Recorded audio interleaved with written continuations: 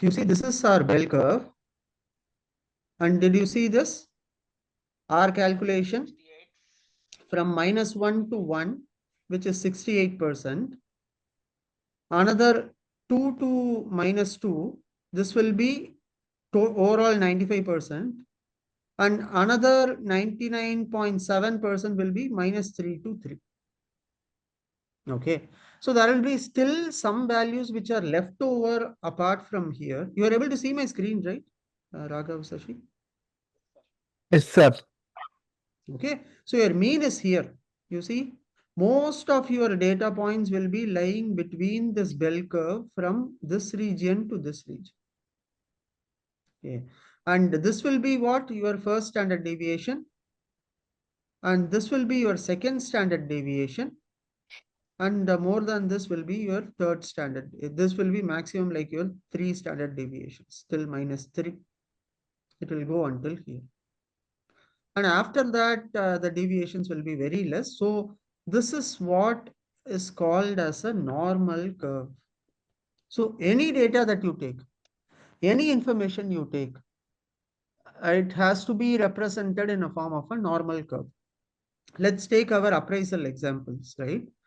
See, the organization, what it does is it will try to motivate the people who are in this zone, which is the 68% zone, to either go to top, go to the very top. If you see your manager, you would have asked him the rating, sir, this time what rating you are going to give. And he will be saying, no, no, I gave you good rating. Maybe my boss who has come, overall team level, this rating came down. Right? What they generally do is they do this exercise at your team level, maybe at a 10 team members are there in your team. They do this process for those 10 people. And then what they do is they expand this curve to his manager, to his manager's manager, to his boss, and finally it go to the till CEO level, this will go, right? Once they do this exercise, they will now distribute and say like, okay, for the middle tier, we are planning to give 6% hike. Because here is where most of my population will be there. And my second top, I'm going to give 15% hike. And for top of the top, I'm going to give 20% hike and bonus, plus etc. etc. And if you see, these organizations are really very, very cunning, and they know this strategy, because only 68% is going to fall here. So what happens? Rest 22% is what I need to distribute. So what they'll do is they'll try to push more people here and try to make people fight for this zone. And very even one or two people in the whole organization will be getting here. Then what happens is they try to save maximum from this group. Okay. Do understand this concept. The standard, the normal curve is something, not just a concept alone, not just for understanding. This is being used by our organizations in our day-to-day life.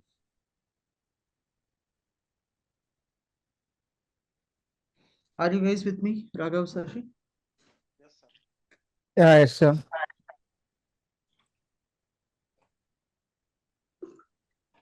Okay, so in order to get this normal curve, we saw about two concepts. What main thing is required? We should be knowing the mean. And we should also be finding a standard deviations. How far from that mean has the value gone? So either has it gone 1 standard deviation, 2 standard deviations, or 3 standard deviations, right? And after this 3 standard deviations, mostly will be outliers. Will not be either considering, or it might be mostly erroneous numbers or data. Yes, it will be too closer or too accurate, and this might lead to incorrect results there. Right? So not only there, even for testing as well, our testing our models accuracy, efficiency also, we'll be making use of this concept only. We'll be saying like how accurate your model is. See, many research papers on this, they will be saying 99.8 times, 8%. Why they say 99.8? That's because this is from the mean till 3 standard deviations. This 99.8. There will be 1.1 here and 0.1 here distributed also. They'll generally not consider that. They'll say 99.8% I'm sure that this particular medicine will really work well for this particular diagnosis.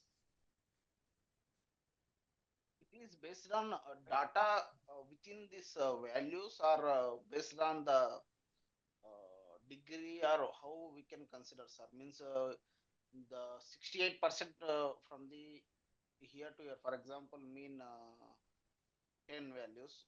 Here, the most of the within the 100. Okay, most Sashi, of your the, voice is very low. Can you come closer to the mic? yeah, can you hear me, Yeah. sir? No? Yes, it is better. Yeah. How the mean the percentage will be calculated based on that the data is near to mean 68 percentage Okay.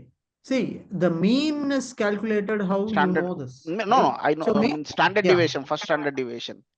Okay. I mean, See, the for in order to find the standard deviation, the first thing that you need to know is what mean. So this the above thing, whatever you are seeing is a mean formula, x minus yes, x sir. bar.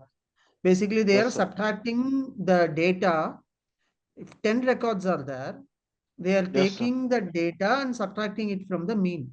And they are squaring it. Why they are squaring it? So that we can eliminate any negative values. In case there are negative values are there, then we are squaring it, Yes. right? And what they are doing, what this symbol is basically a summation of I to n. So for example, if there are 10 records, it goes from 1 till 10. It does the same exercise. Okay, and it computes my numerator. Okay, and what they do is um, so they generally do n minus 1. N minus 1, why it is done? It is basically done for samples. So whenever we are going to deal with sample of a big larger population, we generally say as n minus 1. Or else if the population itself is taken, then we just divide by n. We don't do n minus 1. Okay. Okay, so this is the formula. So the result what we are going to get, they take a square root of that result. Okay, so once they take the square root of this result, this will basically say from mean this point, mean will be like assume 10. This point will be like 10.5. That means what we'll say, okay, this is closer to the mean, or Yes. this is far away from the mean. So assume you are The getting 50. the graphs will come on base. It should be come in the bell curve only. It will not like square same values or like this. No, actually, Not what like, happens is that's why we'll be telling in order to take the data for model, yeah. the data should be following a normal distribution because it needs to take this data only and try to apply a model on top of this. So whenever in statistical models, whatever we will be working on, everything will be needing the data to follow a normal distribution. Most of the models, most of the algorithms will ask for that. Basically, it will say whether the data is following a normal distribution or not, Okay. right? So if it is not going to follow a normal distribution, then we will try to make it follow into a normal distribution. That is what our challenge would be here in data Okay. science. Yes, Raghav. Questions from your side.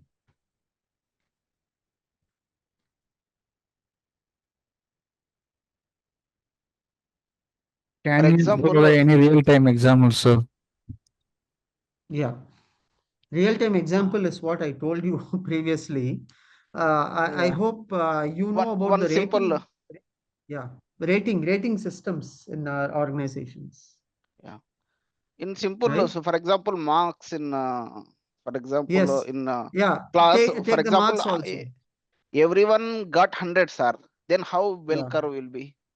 Square or it will See. be No. bell curve only? If everyone in a class is going to get 100, then Uh, there is something wrong in the class. Either teacher given everyone. default 100. So then we can say from the data itself, okay, this is System a skewed corrupted, data. sir. Yeah, Corrupted. it is a corruption Teacher or the corrupted. data is skewed, right? So we can just conclude it based on that. See, any data that you are going to take, a population data, literacy data, or take a data of marks obtained in a examination, students' overall scores, what we have got. So anything that you take, or your appraisals, as we saw about, or take your heartbeat and my heartbeat will not be same. Yes.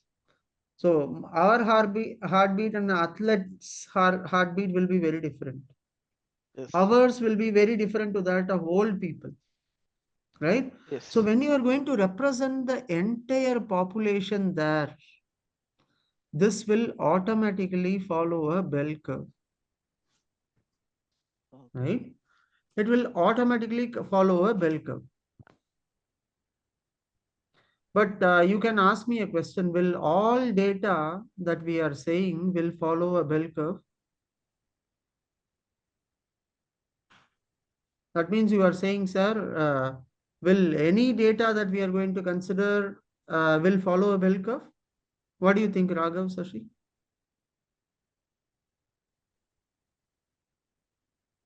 As you said, it will follow the bell curve, sir.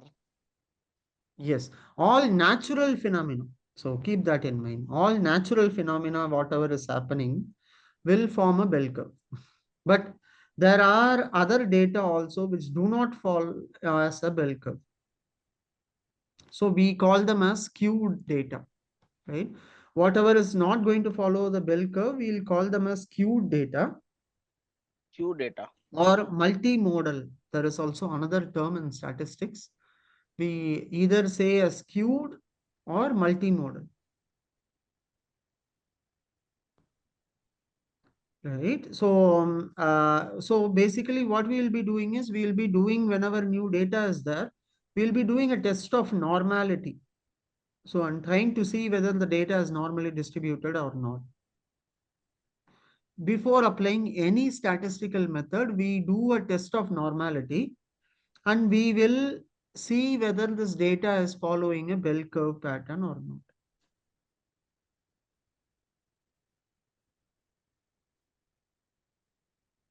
Okay. What we So, can call, sir, which is not following the bell curve? so we call them as skewed, SKEWED. So how that data will look like is, that will not look like a bell curve. That data will be very similar to that of a bell curve, but it will be mostly skewed. So how it will be is, I'll tell you, if this is your X and Y axis, instead of a bell curve, it goes up and down like this, right? So here what it does is it goes till here and this goes like this and gets completed, Yeah, right? I think I saw this kind of curves. Yes, yes. You see, and here will be your mean, but you see your normal data will be too much away from the mean or something like that, Yeah. right? So everything works. Whatever is closer to a mean will be this, or there can be other type of curve also. This is one form of curve where the data is totally skewed, and in some other curves, the bell will come here and the data will go like this, and your mean will be here in the middle.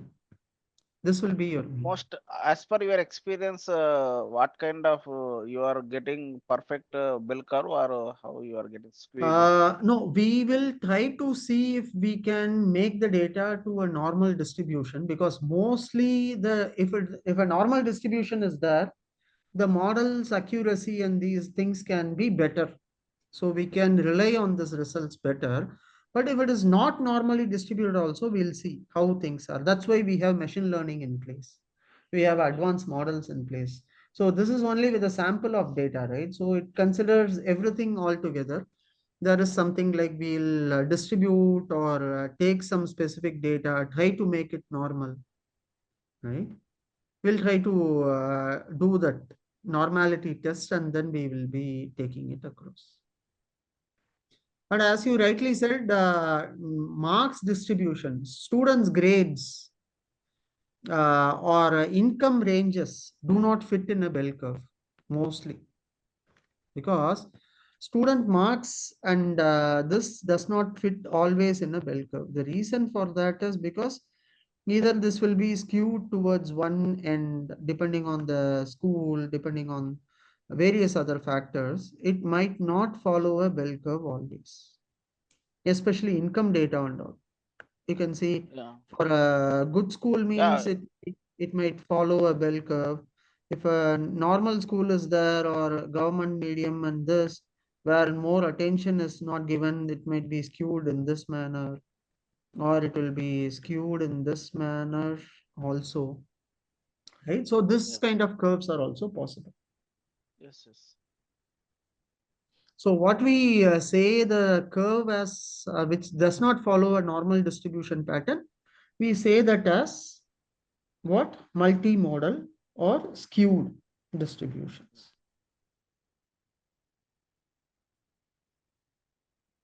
Okay. So how are we going to test the normality of the data? That's what we are going to learn. Are you guys clear with the concept, Raghav session? Yes, sir. Yes, sir. Yeah. So there is also, I'll introduce you to something called central limit theorem. Okay. The central limit theorem, what it basically suggests is it's one of the important. Sir, you remember my max, sir. Sorry. You remember my max and my college analytical paper. Yes, I told you, right? It's We'll be like a revising. principles management. Yeah, exactly. You would have read about the central limit theorem and these things and all there. This is nothing but this concept only. So what the central limit theorem basically We're states using the is, break-even point also, sir. yeah. We'll be using a break-even points and these things here, but not exactly here, but on different aspects. We'll be using that. Okay, let's deal about the central limit theorem. So basically what this theorem states is that the distribution of a sample mean will be approximately normal. Okay, so even if a original data is not following a normal distribution, a sample what you are going to take out of 10,000 records, a sample of like if you take 100 records or 500 record sample, the sample will be approximately, it will be following a normal distribution. So approximately normal the mean will be, which means the mean will be approximately at the center of this particular data points and it will generally follow a distribution of closer to the mean. That's what the central limit theorem basically talks about. Okay, you are with me? Yeah, yes, sir. Okay. And this is also called as Gaussian distribution. So named after a German mathematician, Gauss, his name is Gauss. And from his name only we got this as, if someone asks you in interview, have you done normal distribution or things like that, Gaussian distribution, don't get confused. It is one and the same. Normal distribution, Gaussian distribution is one and the same. Okay. Okay. So now let's look into NumPy. Okay. So how are we going to make use of this concept? So what we are going to do, we are going to take NumPy package here. So in this NumPy package, we are basically going to import from NumPy import random random. Yeah, we'll be importing random. And we are just going to give a size here. I'm not going to do a choice. Instead of choice, I'm going to choose something different. I'm going to say random dot normal of the size 2 comma 3.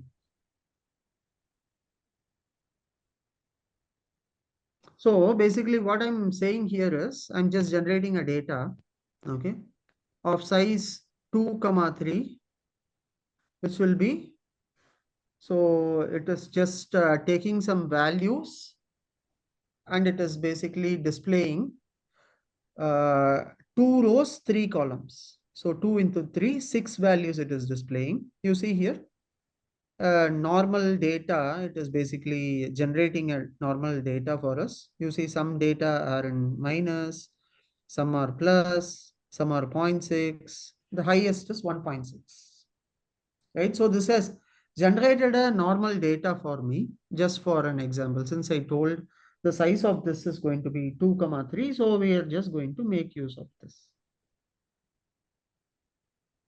Okay. So to the same data, what I'm going to now say is, I wanted to generate a data which is having a mean and a standard deviation in that.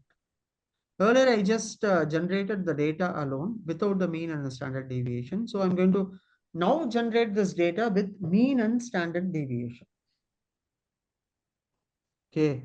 So here what I'll be doing, I'll be saying for the same, I'll take it as x1 equal to random dot normal of, I'm going to say 3 things here.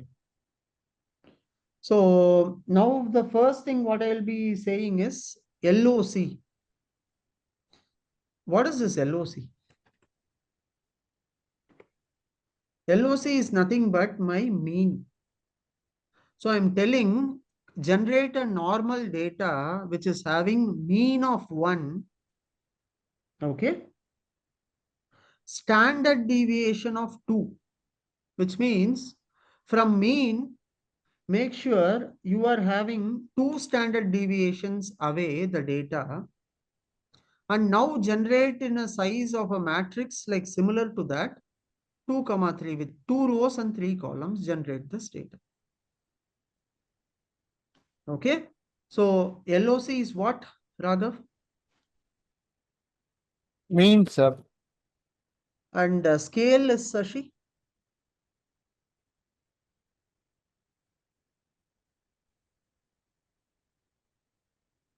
What is the scale, Sashi, here?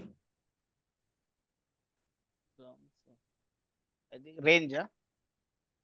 No, scale is the standard deviation, Yeah, right? that is I am So saying scale. yeah. I mean Scale is percentage. nothing but a standard deviation. Yeah, And what standard is the deviation. size? Size of 2 comma 3, what it is? Rows and columns. Exactly. That's the rows and columns. So what am I doing in this function basically?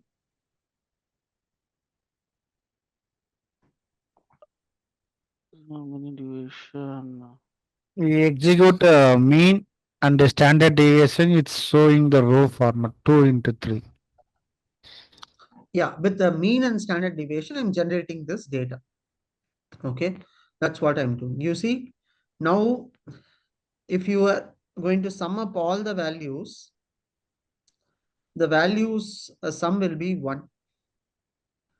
So the mean will be 1. I mean to say, sorry, not the value sum will be 1. The mean of this data will be 1. The standard deviation of this data basically will be 2, which is from mean it will be having 2 standard deviations away. Okay, now let's look at this data and try to put it into a plot and see, because we'll not be able to see just the numbers alone, right? So we need to visually represent this. So in order to visually represent this data, I'll be introducing you. I think yesterday only I showed you about Matplotlib and Seaborn. So I'm just going to import these two. Import Matplotlib dot pyplot as plot and then Seaborn as SNS. Okay.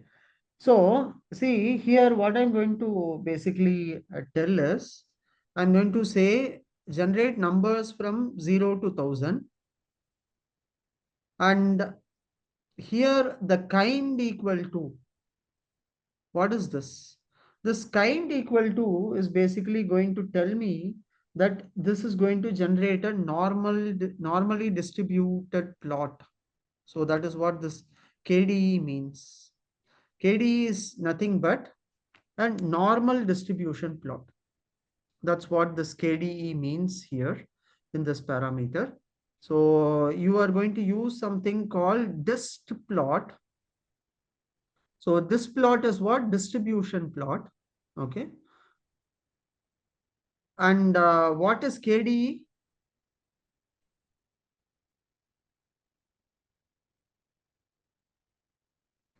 Have you guys heard about something called kernel density estimation? No, So sir. this is nothing. Yeah, this kernel density estimation is nothing but this is a statistical method which will be used to create a smooth and continuous curve.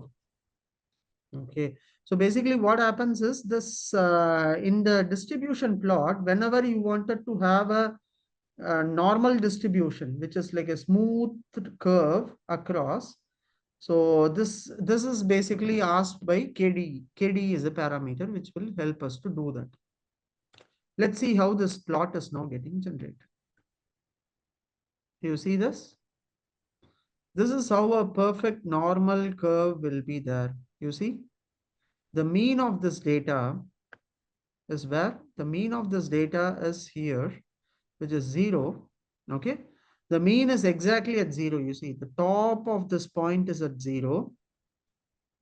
We have one standard deviation, two standard deviations, and three standard deviations. And after that also there is some, what I told you, that 0.1 percentage in left and right.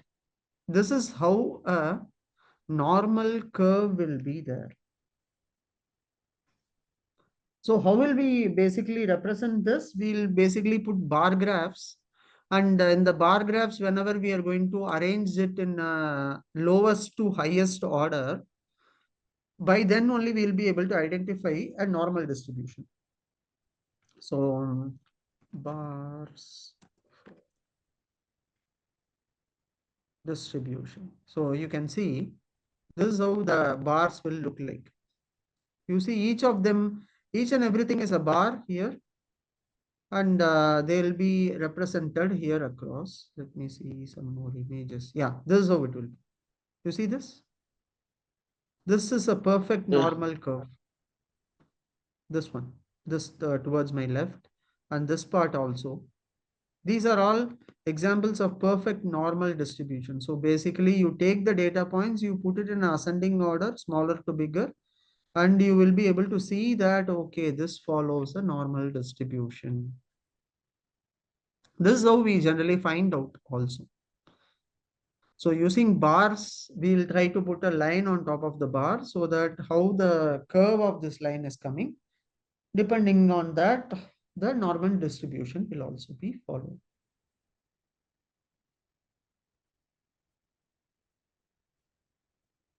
So here in this example, what we have done is we have generated a normal distribution by using this kind equal to KDE.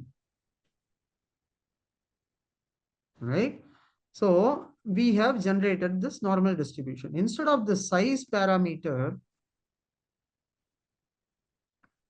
so what we'll do is let's give this as a parameter for this normal distribution. Okay. Instead of size equal to 10, let's give this. But I think Did I say this plot?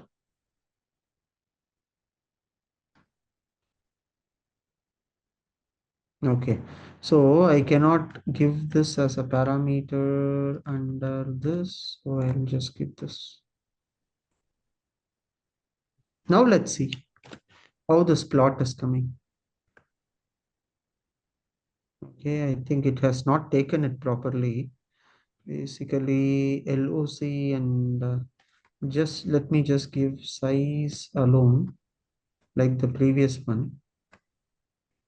Size equal to, instead of 10,000, 2,3.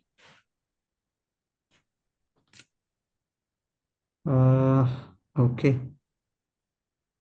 Size of, right? It is, how did we give? Yeah, size equal to.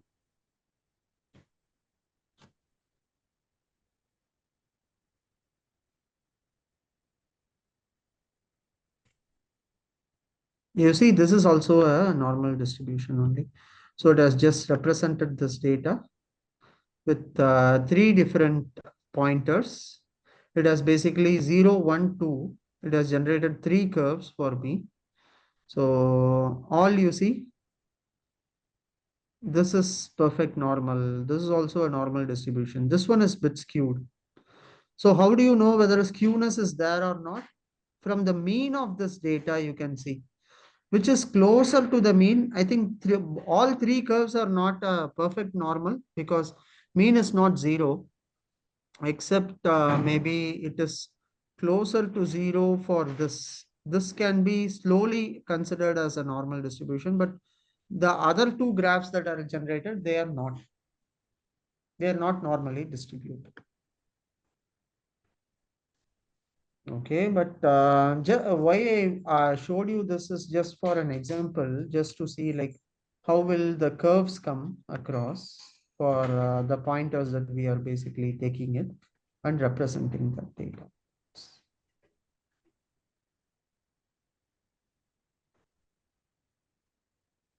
Where is our normal distribution? Yes, it's here. So this will be a perfect normal distribution curve. Raghav, Sashi, any questions here with respect to normal distribution? Here means in every in the projects it will it is very it is difficult to get the correct actual normal distribution like actual curve. Is the Sashi, person your of voice is again very low. Can you come closer yeah to the mic? yeah Yeah, yeah yeah, the please. in the real time in the projects as per your experience the percentage of normal distribution means exact curve how much percentage it will come sir as per your data you done in many projects. Okay, see, not everything will form a normal distribution. So Yes, what we'll be doing is now we'll be resampling and trying to make it as a normal distribution in most of the scenarios, like right? we in So database data yeah, warehouse we try to build a star schema but some yeah, most of the it is not possible to add in such a dimension tables and yes, other yes, fact yes. tables. So is it Yeah. it is less percentage only the making star schema like how we can make it a normal distribution how here that's what my question is. Okay. So your question is basically how to make it a normal distribution when it is not. uh yes and the how percentage means it is for example 100 projects it is mostly 80 percentage we can get it or 50 percentage normal distribution when trying to Okay. figure it out based on the project complexity like Okay. So basically what we do is, Sashi, in a real-time projects, right? So most of the data will try to fit it in a normal curve and we'll try to see whether what kind of distribution it is. So in case, assume that the data pointers that you are getting is not following a normal distribution. yes So what we do is we make use of some concept called data transformations. Okay. Okay. So income range, I'll give you an example. Income range we will be considering. For some people, the income will be in thousands. For some people, the income range will be in hundreds. For some Yes. people, it will be in lakhs, crores, and Yes. even more than in crores also, it will be 10 crore, 100 crore like that, Yes. right? So this is a highly skewed distribution. In those scenarios, what we do is we transform this data. Either we take the logarithmic value of that, or we take a square root of that value. Or what we do is we'll try to bring it closer to the mean. You remember the first class we were talking about taking the maximum value and taking it the mean value, we subtracting it from the mean and then trying to normalize this, Yeah. Yeah. Yeah. right? So Yes. basically we'll be trying to do this transformations. We can do square roots. We can do logarithmic of that particular values, or we can transform the skewness, or most cases if there are outliers which are like for example, and we saw a few examples of outliers also, right? Like the height of people. So the height cannot be like 10 centimeter for humans, Yes. right? That means it is totally a skewed data, or it is totally an outlier. So what do we do in those cases? We generally remove those records because mean is more disturbed by these outliers. Because what happens is if I'm going to take a mean of 100 records, one record is very small or one record is really large than a mean.